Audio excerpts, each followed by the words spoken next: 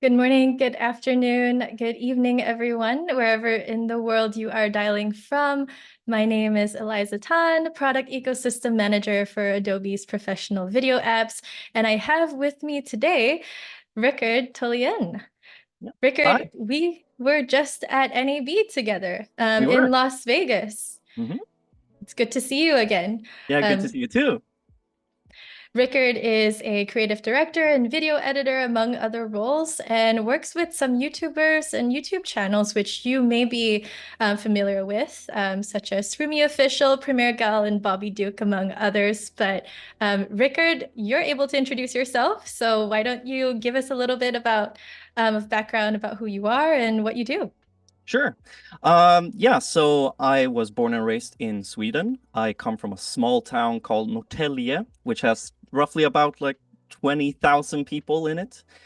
And I started video editing 11 years ago. Right about like 11 years ago. And yeah, that's about it. I'm 31 years old and I started when I was 20. So that's over a decade of video editing. I'm sure you've seen the industry kind of change a lot, yeah, Oh in yeah, the past decade.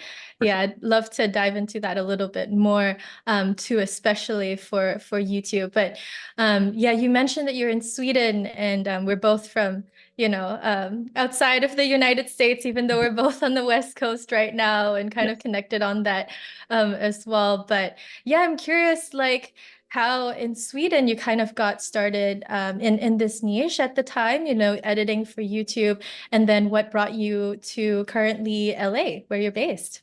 Yeah, sure. So I was actually working at the gas station at the time. I had no intention. I had no thought of becoming an editor or anything like that. I was actually going to become a policeman or a police officer. But as things progressed, I started to realize that that might not be what I wanted to be in life. And randomly, I picked up editing one day. I still remember it. I was just at home watching a lot of YouTube because I loved watching YouTube. That's my has been my main source of like entertainment.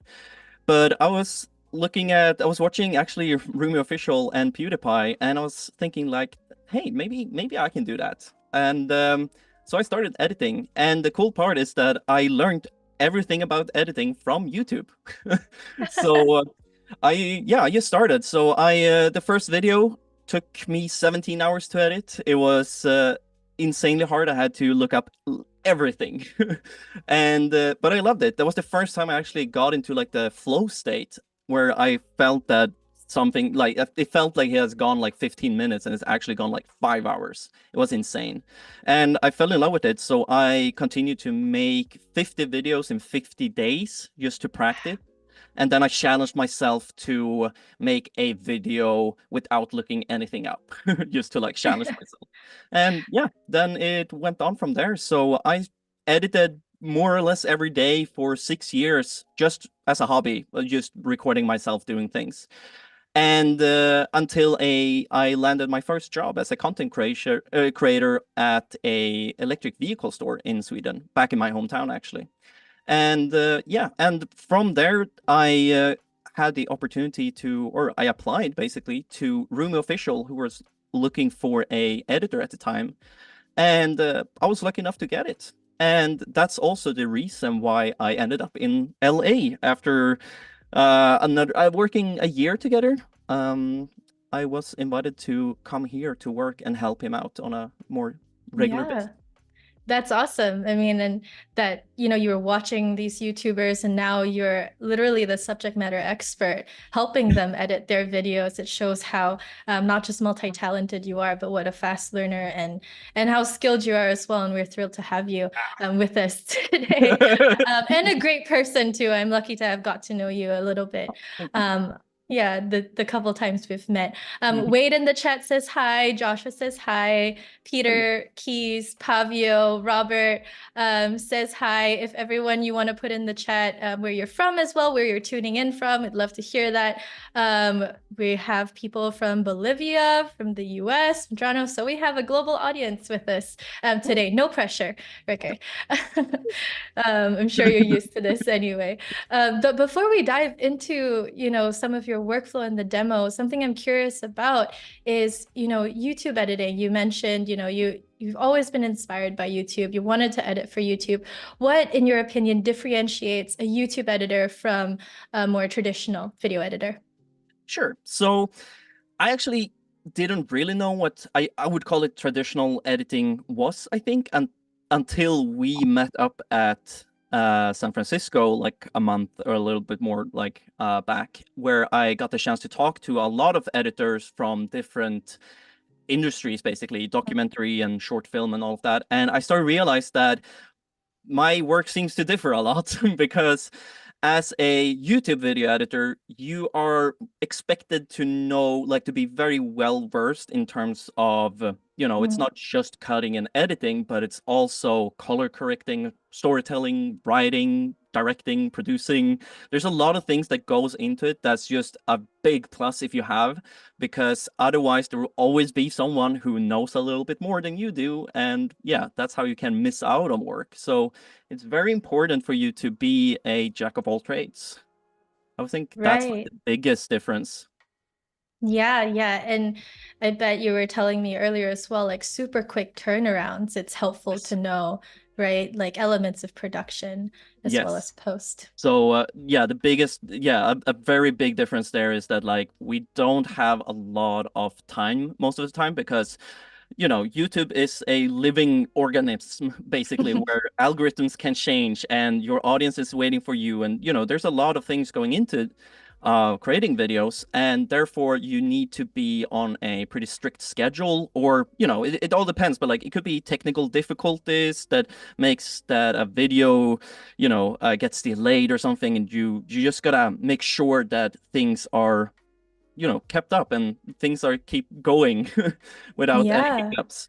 So yeah. therefore, there's a lot of times where you have very limited time, and it's very challenging, but in a very cool way, I would say. There's a lot of opportunity for you to learn so much about yourself, both professionally and personally during those times. Right. Those are amazing points, and actually a good segue, I think, into some of the tips that we have to share with you all today. But before we dive into that, we also have people in the audience tuning in from Oklahoma, from Missouri, Seattle. Hi, Mia, Joshua, and Umacorn. Sorry if I'm butchering your name, but they're all tuning in. And yeah, let's dive into what we have today. So this video, it's titled 3 Insider Tips. We may have actually a little bit more than 3 to share with you today because there's just so much good things to talk about. And Rikard, you mentioned time management and, the discipline that you need to have. Do you want to talk a little bit or introduce our first tip to the audience Yeah, today? for sure. So I think that something that is very important, especially working remotely, which I would say most YouTube editor does, is that you need to be very good at communicating. And this is something that you can always get better at. Like I work on it on a daily basis as well, getting better at just communicating with the creator or Mm, with the team. And also time management, because that kind of loops back into what I was just talking about, where there are short turnarounds and good communication, being able to tell people like, okay, I know it's short, but I will be able to make this. Like it might be on cost of my sleep, but I will make sure that you will get it. And also know myself good enough and know my pace and my skills enough to actually be able to deliver it. So being good at communicating and being good at time management are definitely a tip that you should like, 2 qualities you should work on, that you can always improve on. right. And speaking of time and different time zones, do you want to tell us a little bit about the teams that you work with and where they're all based? For sure. So, for instance, on screen now, you can see that I have a project up with Premiere Gal, who is a creator I am working with. She's in the chat, by the way. Hey, Oh, she's in the Kelsey. chat. Hi. Um, so this is a perfect example because she actually lives in Poland right now, and I live in Los Angeles right now, and we have another editor who lives in Thailand. So that is it's interesting because we all live in different time zones. But we managed to get it to work because it is very interesting. It's very cool. The more you get into how to work remotely, the more tools you find, and you just understand that like you get to how should I say it, like you understand that like there are really no limits to it because it's people are getting so used to working remotely that even companies are picking up on this and wants to help you like make that as seamless as possible. So it has been working very well, I would say. Even starting working with RoomieOfficial, we were spread out in, well, North America, Europe, different parts of Europe with different time zones, and Asia as well. So it's and that worked great. We were actually, the good thing about it, I would even argue that it could be better in some cases where you will never have, like, the channel is always running, there's Yeah. always someone working on something. So when I'm asleep, I'll leave, if it's a collaborative like project, I'll leave it to the person in Asia when I get off, and then when he gets off, I'll just start from where I pick it up. So it has been Yeah. working really well, and even to like an extent that I can say that like when we worked a few years ago before I moved here, on the RoomieOfficial channel, we were able to keep on uploading daily videos for over a year with this setup, and that was Wow. pretty amazing. Yeah, that is amazing. That kind of reminds me a little bit of my schedule with my family back in Asia, Yeah. Malaysia, and Singapore. You wake up and there's all these, chats. And in your case, people have done the work too. So that just seems so seamless and so efficient as well. Yeah. I'd love to hear about your process. Speaking of which, yeah, why don't you dive a little bit into the project you have pulled up and give us some more Yes. tips for today? For sure. Yeah, absolutely. So, I have a older project now from Premiere Gal that I wanted to just showcase some things from. Usually, I will say like I'm very spoiled when it comes to Premiere Gal. So she usually already organizes the projects for us whenever we start. So like whenever we start, we can just jump in and get going with assembly. But for the sake of this demo, I wanted to show kind of like how to start a project. And the thing here is that usually, a creator records their face cam and their screen. That's normally how it goes. And then, you get that separate. And what you want to do is to sync it up as fast as possible, because everything before you can actually start editing is something that steals energy and creativity from you. So you want the initial parts, the tedious parts maybe, to be as fast as seamless as possible. And therefore, like, there's so many tools and features you can use to help you with this, which is great. Like, that's why I know we will get more into this in a bit, but like AI and AI tools has been so helpful for a video editor like me. Yeah. But yeah, jumping in here, the first thing usually we do when we start a project is that we use Maxon Magic Bullet actually to create a color profile, which is a plugin that it's a plugin that helps you out. We use Colorista, which is one of their many features, and it would look something like this, where these are just adjustment layers where we add a bunch of colors basically to them to make it look better. Because here is the normal out of camera footage, and then we just want to spice it up a bit and make it pop a bit more. So usually this is just a template now where this is already applied, so we already have a template, so we know that it's a cohesiveness throughout every video.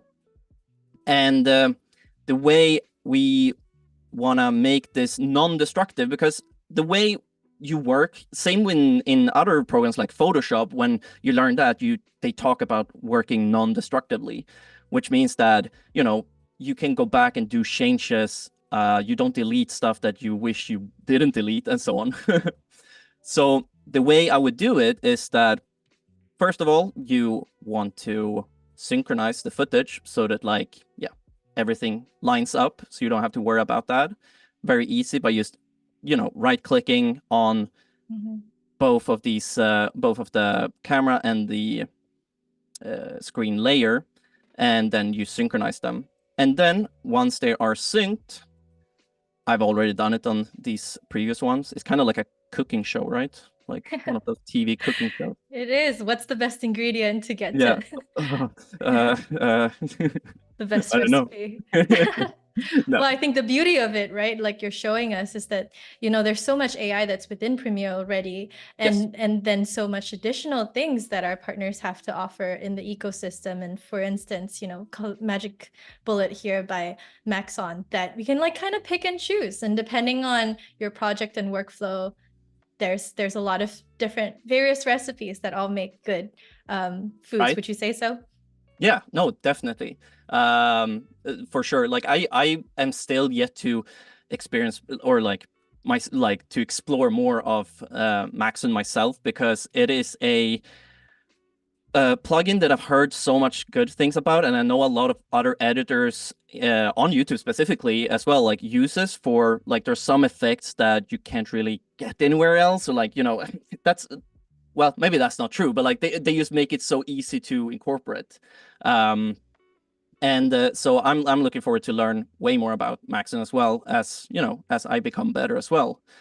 And yeah, so talking about like some other AI features that, in terms of, you know, using them in my workflow, one thing here that is one what's it called? One feature that is good to use. Now I don't really need it, because for this specific clip, there's only 3 cuts. But what I usually do is that I highlight the camera and the the 2 adjustment layers with the color, and I nest them, which means that I bring them in, I kind of make them into one layer, and then inside of this, they're all saved. So whatever I do out here will not affect anything inside of it, which is the non-destructive way of working, because there are so many times when you might just, you know, start cutting in the raw footage, and then there's something that you want to change out or whatever, and it's really, it's harder. It's just harder. So this is a way to make it just work way smoother, I guess. And one thing that is, if you have a lot of cuts here, one feature I would definitely recommend start using, if you don't already do it, is the detect edit scenes here, scenes edit detection. Because that will automatically scan your footage and then apply cuts to where all the previous or the other cuts are, as you can see, like here, here, and here. Really useful, saves you a bunch of time, so you don't have to sit and manually press them, because it just takes energy. Basically, what we're trying to do here is to save as much energy as possible for the creative part. That's a great way to sum it up, right? Whatever AI or features in Premiere, and scene edit detection, that's a tongue twister. It is. Has been in Premiere for quite a while, right? Yes. But it's funny, like yeah, I think people are still discovering it all the time. Yes. And thank you for sharing with us, you know, nested sequences. That's so useful. Yeah, what are some other tools that you use that helps accelerate the workflow, like you said? Oh, and maybe before we get into that, we have some questions in the chat. Okay, cool. People are commenting. Peter Keys, what plugin is he using? So Rikard was talking about Magic Bullet Colorista by Maxon. There's some questions about cloud storage or local storage. and local storage. We'll be talking about that later. And some questions around what titler you use as well.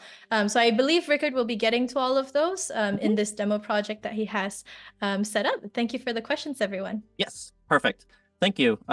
Glad to hear that people are engaged and want to know more.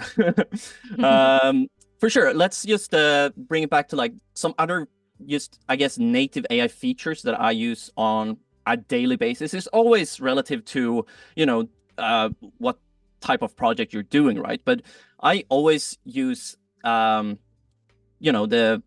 the scene edit detection. I also use the remix tool, which is amazing, which is something I can show you in a bit. But basically, it's a tool that if you have music, for instance, and it doesn't really, either it's too short or you want to make it, stop at a certain time, it can automatically like mix your song or like remake it so it fits to the edit. And that is such a game changer, I must say.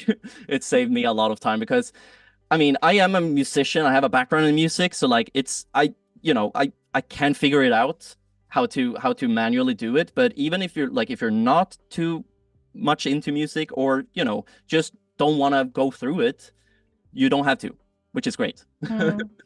So what are some of the most used, features or plugins that you use in your typical workflow in your editing for YouTube?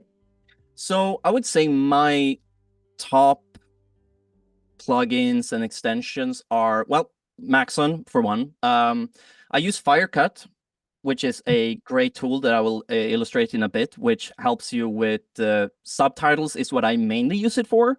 They have a bunch of other features as well that I am looking forward to explore more, especially the zoom effect they have. I haven't done it yet, but I'm gonna get to that to like work on, like to try it out in my workflow.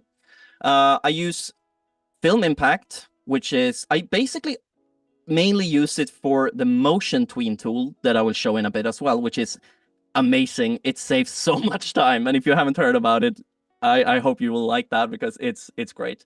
And then talking about, showing a project of Premiere Gal, I also use Premiere Gal's toolkit, which is amazing. That gives you everything you kind of need when it comes to overlays, color grading, and sound effects, everything like that. So this one is probably the tool I use the most overall in an overall edit because there's so much things here that I can add in the videos.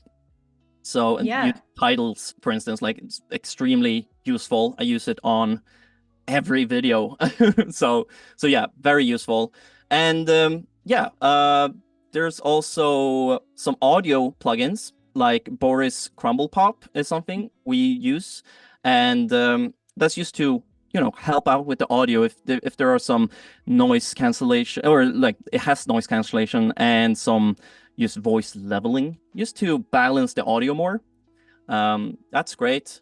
And then there are other plugins that you might not think about being specifically like a plugin, but we have like Lucid Link, which is something we will talk a bit about more soon when it comes to like cloud storage. But they also have plugins for Premiere where you can kind of monitor more all the files and what is happening in the background. Yeah, and I love that you mentioned so many and also kind of gave us an analogy earlier, right, Rikard, when you were saying, like, when we're talking about this extended ecosystem, it's really like, they work so well with what's in Premiere, and our partners are building solutions that's complementary to the AI in Premiere, like let's say enhanced speech plus Boris's Crumple Pop, right? Like we were talking about that earlier, and in the chat as well. Like hopefully all these options, it's not meant to overwhelm you. It's like Rikard was saying earlier, it's kind of like a cooking show, right? Like there's so many different recipes, so many different spices that you can use to get to the same outcome, or a spiced up outcome. And what we're talking about is not necessarily prescriptive in that sense, but yeah, Rikard being the expert here, like there's so many cool tools that you've been using and that our partners are building to help as well. So yeah, feel free to take it away, Rikard. I know you have a demo planned for us. I'm super excited to see what you have. All right, sure. So basically what I want to show are just some of these extensions, like how they are being used. And also how I set up my project in the beginning. Like this is how I basically start all of my projects in the same way, where I set it up to be non-destructive so that, yeah, I'm basically fail-proofing myself because there's so many times before I learned this, that I spent so much time trying to correct something that I accidentally cost myself. So just starting by, or continuing, I guess, from where we left off here with the nested clip, is that a cool little feature or way you can approach this timeline is that for a creator, they usually, if they react to stuff or if they teach you things, they usually have one camera, like a full body cam or full camera, full camera, whatever. Mhm. And they have a React camera, basically like a smaller camera in the corner. Cam A, Cam B. Yeah. Kind of, yeah, exactly. It's the same camera. It's just that, instead of copying this and, making it smaller and whatever, like to be able to save some extra time, one thing you can do is that we have the nest here. I can just call this cam to make it easier for you to see. And I copy this to a new, I copy this and paste it, and I rename it to React, which would be a React cam. And then I'll drag this in, and well, I extend it to. And here is the cool part where I go into the React nest and I delete all of this and I replace it with the cam instead. And what this does is that every change I make here will affect both cameras. So that means I don't have to like do, copy and paste and do the same thing over and over again. I guess you could also in here go to, effects control and use the source. Like here, the source tab here, and add them here. It's just a way that, like we were talking about, it's two ways of solving a problem. Yeah. The reason why I don't do it right now is because each creator have their own way of working and have their own workflow. And as an editor, you want to, adapt to it and so not to disrupt their workflow. And in this case, we chose to have it as adjustment layers instead. But here, inside of the React, what's it called? The React tab. I already made a bunch of presets, which is great. You should definitely use presets and save down as many as possible because they save you so much time. And these ones I just named, you see, gal is just for a bunch of zooms and all of that. But we have something called React Cam.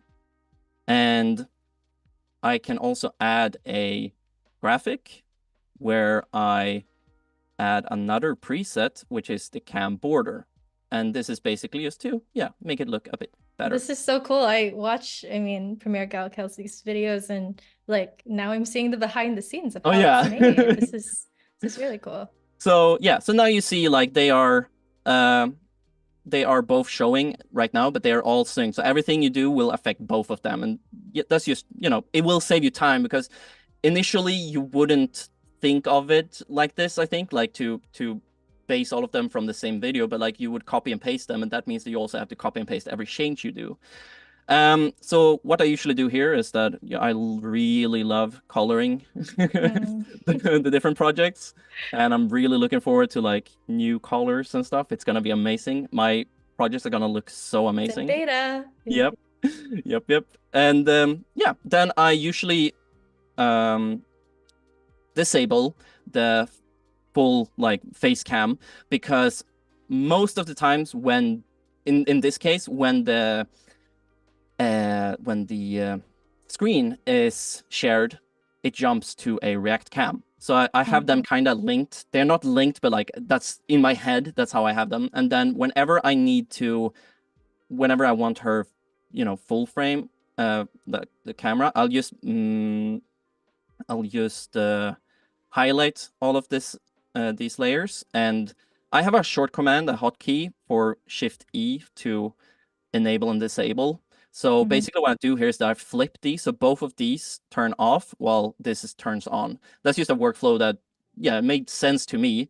So it makes it quick for me to, if I do a lot of cuts like this, let's say, and I know which ones are gonna be swapped out, I can just highlight all of them and then press Shift E, and you see all of them turns into a full face cam instead. So it changes back and forth. Yeah. There's good reactions in the chat with your shortcuts that you're showing. That's and cool. lots of love for the color coding as well, which makes sense if you're staring at your timeline for such a long time. It needs to look pretty, right? Yeah, I usually I start coloring it like this just to like see the separation. But then if you think about like all these sections as being, different parts of the video, which it actually is. Like these are throughout this video, this is a older, I think it's a Premiere update 24.2 or 1, 2 or 1, where there are different sections of the video, and usually what I do is that I just color them like this, so that like I can separate each section. That also helps me when I'm done with the project. If the video is too long, it makes me see which part is the longest, and that also makes it so I can like go into that part and see if there are things I can cut out if it's too long or not. It can help for engagement, but it's also just, you don't want anything to drag on for too long. But some things are obviously more important than others and takes longer. Right. And in beta too, there's some questions, a little bit about the color coding. You're able to test out also more colors in the beta version of Premiere. So that's a separate app under Creative Cloud, and new audio workflows there as well. Interactive fade handle. So that's also one way to look at the latest. And then there's also questions about or a comment from Keys. They're saying, I'm liking the fact that Rikard uses guides. I thought I was alone in this. I use them for making visual compositions. Yeah, We're you talking are about not these guides. alone. Yeah, no, I love the guides, and I will show you why I use them so much in just a little bit. I just wanted to touch on the way I change my colors as well, is that I have a little stream deck with colors on them, so you can see, and I just press them there. So it's just an easier way, like a faster way for me to change them. And I have kind of a system where like each color for me means something specific. Everything that works for you, just use that, like customize it, make it personal so it works for you and not like what other people teach you. I would say like you can take inspiration for sure, but make it your own thing. That's why, same with like I told you with the some hotkeys I have, it's like Shift D for me, for instance, is ripple delete instead of having Shift delete, I think is the original one. It's just that means that I don't have to move my left hand. I can use most of it with my left hand, and then I don't have to let go of my mouse. Yeah, customizing Premiere. And I love how your workspace right now looks like it's Inception, because you had a screen share of Premiere in your program monitor as well. Yes. So, all right. Where do we want to get into some of how I use some of the plugins? Yeah, and various parts of your workflow. I think you talked a little bit about color correction, when it comes to captioning, or like you're saying, titling. Yeah, all these tips I think would be useful. And we also have questions in the chat on how long you take to edit in general for each episode. Yep. Right. So I would say for it varies depending on the workload of the project, of course. Let's take Premiere Gal as a good example, because I kind of know the time estimation for most projects because they're very straightforward. Obviously, they can be, depending on what's new or what's, if it's a new update or anything like that, it could differ. But I generally say that like one video should take about 8 hours. And obviously, that is very it doesn't really entail anything because obviously a Mr. Beast video doesn't take 8 hours to edit. But if it's like a reaction video or a educational video, I try to always keep it within like 1 day of working day. So like if you ever seen a Premiere Gal video, they usually take 1 day to edit, you know. Yeah. So that's, yeah, I hope that answers the question. It's obviously very hard. You need to usually go back and forth to see like what are the expectations, how many revisions do they need, are you on this, like, are you on the same page? That's also my first tip, of being like a good communicator. It Yeah. plays a big role in this as well, where you need to learn how to ask the right questions to be able to estimate both time and I guess compensation as well if you meet a new client or something like that, because it can definitely impact your relationship with the creator on like if it's like if you think you're on the same page and then when it comes to the end we're like, oh, I actually had to spend so much more time on this, but we only talked about this time frame. Mm. So it's a learning process for sure. Yeah, and you kind of hit the nail on the head with that, right? It's like this ability to communicate and also customize and adapt your workflow. Yes. You talked about that earlier, and being able to know all these different tools and even customize your own, create your own presets and shortcuts and such is just adding on to this It does. ability to be adaptable. That's awesome. Yeah, because that kind of goes with the every extension as well. Pick you're probably picking the ones you like the most, if that makes sense. And already by doing that, you're personalizing or customizing your workflow. So why not do that with, everything? Because sure, you can find ways that how other people do it and that just works for you, but there's so many times where it just doesn't work for you and you need to find another solution that fits either your personality or like your workflow or your the way how much time you can put into projects or anything like that. Yeah.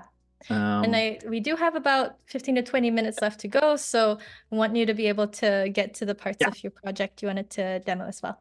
for sure. Okay, so I'm gonna start with film impact, actually, the motion tween tool, because that's one of the tools I use very frequently, especially during the assembly process.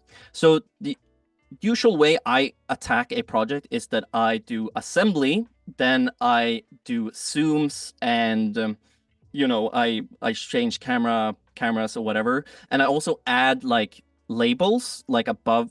Either I use markers or I use just labels like this, and I say, do this. Let's say add a GIF. Let's say I just have it here, and I'll usually color correct this for tan. For some reason, it's just like, okay, tan. All tan labels I'm gonna remove, but they also mean that I need to add an effect here. So when I zoom out, there will be a bunch of tan labels, and I know that after I've done the assembly and I've gone through all the zooms and changing of cameras and stuff, the third time I go through it, I only have to focus on these. So I can just skip between. I don't have to rewatch it and rewatch it. So I know that, okay, now this is my my Ground layer already inside of my focus for now. So in the beginning, after I done the assembly, I use let's see, I'm just gonna prepare it here. Let's say this is cut down, like this. I don't actually know what she says here. Let's see. If we go into Premiere Pro now, so if we go into Premiere Pro, I have this. Okay, so she did a double take. Pro, I have. Okay, let's cut it here. We have her full cam right now, and this is where the Tween tool comes in so handy. Basically, the Tween tool, what it does, I have a hard time explaining exactly what it does, I guess, but it's easier if I just show you. So normally, the way you would do a zoom in is to basically, add keys and do it yourself when you just when you do this, and it's a manual work. Right. One way to do it. Yeah, that's one way of doing it, and it's manual work, right? And it's fine. I mean, that's why I also have, if you see here, I have a bunch of zooms where you can just save them as presets instead, which saves you a bunch of time. You only do it once basically, and then you throw that on and it does particle background by itself. But what Motion Tween does, that it's one way of working, and for me it works pretty well because I'm doing so many cuts. As a YouTube editor, you need to like cut, do so many cuts to keep the engagement up. So what Motion Tween does is that you throw it in between the clips. So if you might have noticed me not adding any scale here, but I added like a 25% scale onto this. And what it does is that it seamlessly background layer art animation, which is amazing. Background layer art. So cool. What it does that like it could be such a time saver is that if I just move the anchor point here between her eyes, because I want that to be leveled. That's also why I use guides, because I usually snap that onto one eye, and whenever I do zooms, I want it to kind of line up, because your eye kind of looks for other people's eyes. So if you do a big zoom and the eye all of a sudden is over here, it's just going to be a bit jarring. Yeah, I love that. That's so important too. Yeah. To have the viewer in mind as you're editing. Right. So the cool thing about this is that you can, if let's say I have I'm just gonna do a bunch of cuts here. Let's say these are just cut up, and then I can just add different zooms. So 125, 115, and 155, let's say, or 66, I guess. And then I'll add the Motion Tween tool here onto the first one where it does the zoom. And then what I can do is that I basically can press Control and drag over these cuts, and then press Control V. I mean, now I will apply it onto this as well, and now I basically done all of those. And let's type in hydro. In how long did that take? Like a second, and I made all of these. So if I already kind of know, you get really good at like kind of being proactive, like, okay, I know this is on 100, next one, next cut is probably going to be a like zoom in, and then like a more like zoom in more, and then I zoom out. So I already have that, so I can just write in the digits, and then I just apply the Motion Tween tool. Very cool. I really like it. Big time saver. It is a time saver. All right, moving forward, or moving on to the captions with Firecut, which is really cool. We use version 24.2.1 is now rolling out. So if you don't have it yet, let's see. Let's find a enhanced speech. Yeah, usually the last. The first update is support for color fonts. Now, let's do this part with your Adobe. Here. You can get some free. Find a place. Let's take this part. Update is support for color fonts. Now, before this update, I was like, what the heck is a color font? Isn't it just a font where you... This is actually the intro. Okay, let's do this. I'll cut here and cut here. Remove all of this excess. So we have focus on this part. Version 24.2.1 is now rolling out. So if you don't have it yet, it will be coming to your... We don't have to keep all of them, because she did everything. One is now rolling out. So if you... Let's do that. Okay, so using Firecut is basically it's a great way of adding captions. That's what I mainly use it for. It has other features, and if I pull it up here, you can see how it kind of looks like. So the way I usually do it is that either I make a subsequence with just the part I want subbed, or I can do the in and out points, and I set the in and out points here of like I and O. so that now it will only transcribe what's in, what's highlighted. And we press transcribe. And then it will take some time. Okay, so this is the actual layout of how. Oh, let's see if I can pop this out, because I can make it bigger. Okay, there we go. So here are all the different presets you can choose from, and you can move this around. It's very easy. Like it doesn't, and correct me if I'm wrong, but like it uses its own kind of AI here, while Submachine, for instance, use Submachine, which is another subtitling tool, uses an .srt file, which you generate from Premiere itself by using the auto transcription. Yeah, thanks for calling that out, Rikard. And so just so the audience is aware as well. So right now he's using a panel extension called Firecut that has multiple features. One of them is captioning and animated captioning.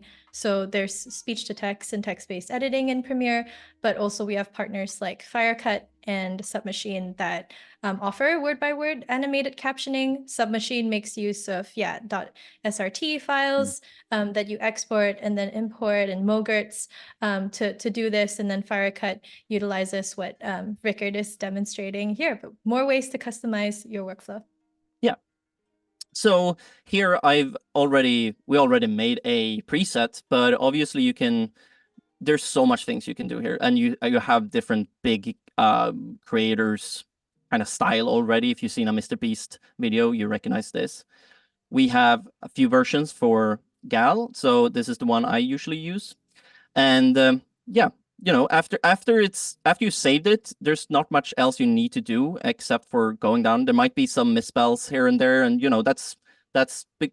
That has it's hard to say what that comes from. It's probably just like either the person is saying something a bit weird. I think with my accent, it would have a bit of a hard time maybe figuring it out, but that's more on me, But then you can always go in and change that. There's always room for you to update the actual text. And once you're done, you can just add style to the sequence, and then you wait, and it will do this automatically. And this, I don't know, this is pretty satisfying to look at, I think, when it starts adding. Here we go. Oh, that was so quick. That didn't even get to show. But it basically adds it one by one, and it looks very satisfying. But yeah, then you have it already here, and I'll just move it down. So and it just automatically populated your timeline. Yeah. So and like it's animated, and I didn't really have to do anything about it. Version 24.2.1 is now rolling out. Yeah. So nice. Really neat tool. It saves a lot of time. Like it's doing it manually definitely works. It's just that same thing there. There's something, it's kind of something that you just have to do. Like you usually have a style to it. So it's not necessarily something that you add too much creativity in. And that just makes it into one of those edits where it just takes this extra energy that you could be putting onto being creative. And right. Yeah, it's just a time saver for sure. Right. Right. And I know, I think, Rikard, we were talking about this as well earlier. Firecut has some other features as well that you use. Yeah. They have. So Firecut, well, the thing is that I need to get better at actually exploring the plugin, because they have so many good features that, especially the add zooms, is something I'm interested in, because like I told you before when I showed the motion tween tool, is that is a way for me to speed it up, but this might be another way of helping speeding up the process, and it's just something I need to get more involved in. Yeah. But as you can see, it has like audio, like things for audio, things for video, and text. Yeah. A lot of features, and add chapters as well as for a YouTube use case. And yeah, I find it cool that this video itself that you're editing is about enhanced speech, right? And when it rolled out in 24.2. Exactly. I mean, that's fun, right? Because that's another tool that recently became a native thing into Premiere, which is amazing. Which, if you are not familiar, if you go to Essential Sound, right, and I'll pick a audio here, that will be dialogue. You have enhanced speech that you can just apply to just, increase that sound quality. And especially, if it's especially good for, let's say you have some background noise that you want to get rid of, or let's say you had a meeting and something is off, like anything, it works really well with just making any sound, even if it's straight from a camera, sounds so much better. And you even have this the mix amount slider here, where you can kind of tweak how it sounds. So if you want more of that natural, like background noise maybe, or if you just want it isolated, you can fix that. And before, this was only on web, which was cool because, I don't know, correct me if I'm wrong, that was just one of the first ones I realized were like a web-based kind of feature. And I loved it. As soon as it came out, I started using it like the day of. On the web? Yeah, on the web. And then obviously now it changed to here. So like it just saves even more time to just have it natively in here. And some of you might recall enhanced speech was known as Adobe Podcast, and it was on the web, and very effective, like Rikard was saying, but the workflow, we were aware, was a little bit clunky, on the web versus the desktop app that you're using. And now it is native in Premiere. And like Rikard was saying, it's happening actually locally on device. So you don't need a Wi-Fi connection to utilize enhanced speech and make your audio sound like studios. Speaking of which, Rikard, you'd mentioned, you're working with editors on various places of the world, various continents, and also on different systems, right? And different access to Wi-Fi and such. Yeah. Right. Yes. So that is interesting. So I work with, we've been working with people, we have all different setups, like it's either desktops or laptops. We have Macs, we have PCs, we have all of that. And the way we've been working, it's never affected my work at all, actually, which is really cool. It's been very seamless. And doing that, integrating that with, cloud-based services or cloud-based storage, I would say.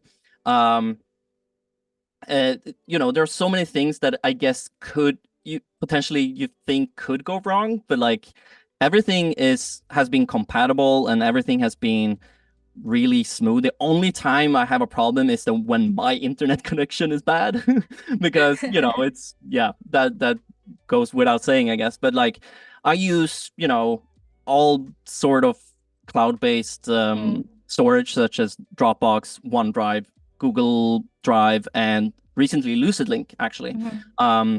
And it's really cool, every creator has their own way of working and so on, and have their own system. So that's why I tend to use all of them. We recently we stumbled upon Lucid Link, which is the